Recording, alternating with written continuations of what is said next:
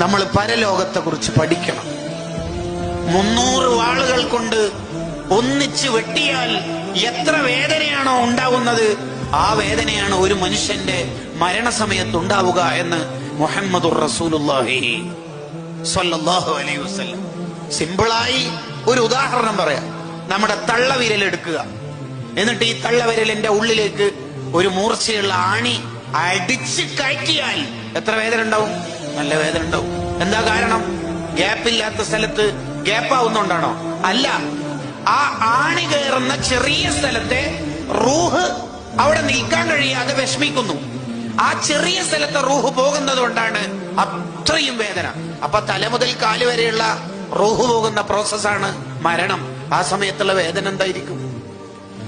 അങ്ങനെ മരണപ്പെടുമ്പോഴാണ് ഉമ്മന്റെ രൂപത്തിൽ വലതുഭാഗത്തും ഉപ്പന്റെ രൂപത്തിൽ ഇടതുഭാഗത്തും ഇബ്ലീസ് വന്നിട്ട് പറയാ, മുസ്ലിമായിട്ട് മരിച്ചക്കല്ല മോനെ, ഉപ്പി ഉമ്മയൊക്കെ കുടുങ്ങിയിട്ടുള്ളത്.